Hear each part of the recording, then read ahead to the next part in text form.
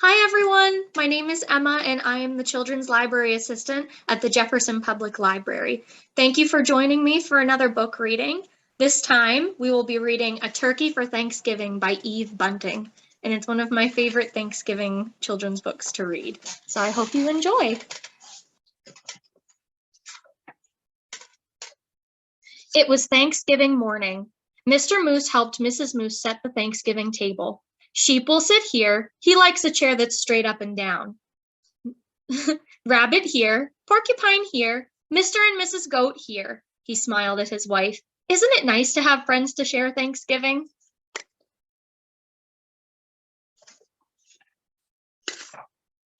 Mrs. Moose set two paper pilgrims, one at each end of the table. She placed the paper turkey with its great fan of a tail between the candles and stood back. They look good, my dear, Mr. Moose said. Mrs. Moose sighed. Yes, but I wish we had a real turkey. Everyone always has a turkey for Thanksgiving, everyone but us. Mr. Moose nuzzled Mrs. Moose's head. Well, that won't do. I will go this minute and find you a turkey for Thanksgiving.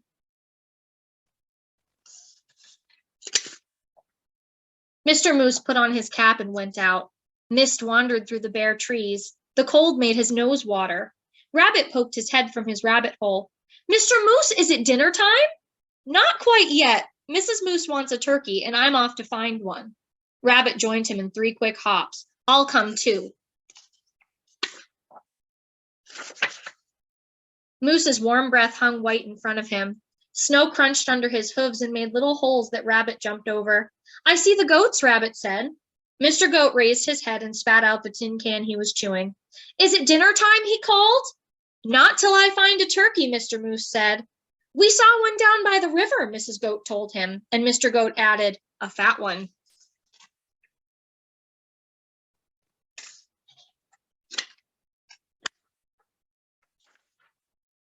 The goats leaped down from their perch. We'll show you. Sheep was farther up the hillside, looking round as a fur ball in his winter coat. Is it dinner time? He bellowed. First I have to find a turkey, Mr. Moose bellowed back. There's a turkey nest on the riverbank, Sheep called. Wait for me.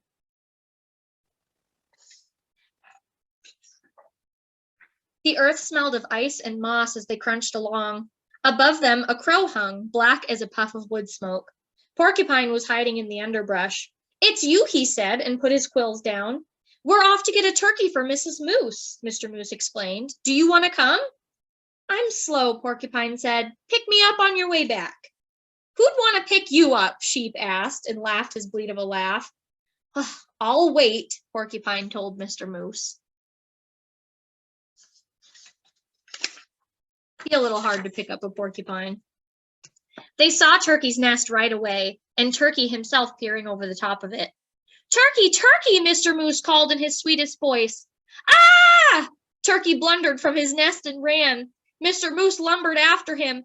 Turkey, don't run. We just want you for Thanksgiving dinner. And Turkey ran faster. See right here, it says, do not disturb. Come back after Thanksgiving. No turkey here. He really doesn't want to be found. Mr. Moose saw the red and blue sheen of Turkey's neck. Turkey's tail brushed crumbs of snow behind him as he tried to fly. Too fat, Mr. Goat said. Turkey's legs bent in the middle as he fell. Mr. Moose put a booted hoof on his head and smiled his great toothy smile. I hope you don't have any other plans for Thanksgiving, Turkey.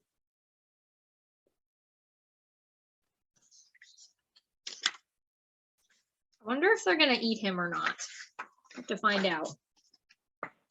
He helped Turkey up. My wife won't mind that you're too fat, he said.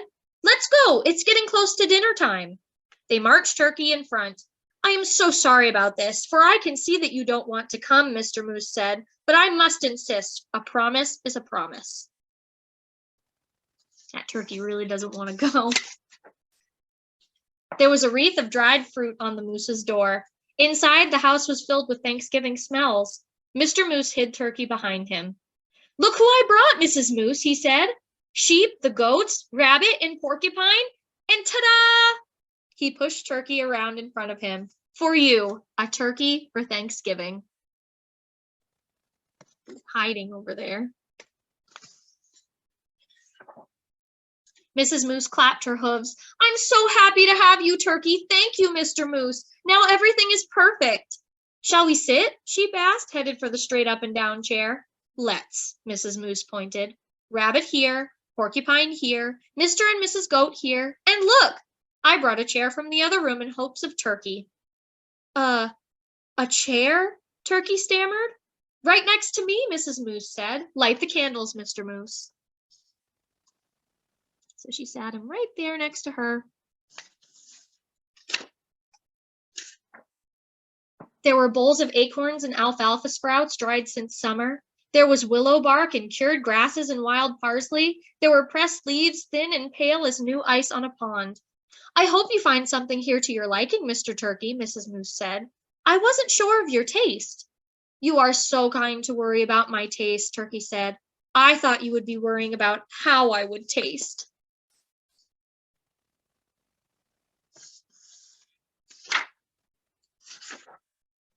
Heavens, no! Mr. Moose smiled his big toothy smile and filled everyone's cup with cold spring water. It's so nice to have friends around the table at Thanksgiving. Turkey's wattles wobbled. It's even nicer to be at your table and not on it, he said. Happy Thanksgiving, everybody. So it looks like they didn't eat him after all. Happy Thanksgiving, Turkey. I hope you guys enjoyed that story, and I'll definitely be doing another one soon. I hope you have a wonderful day.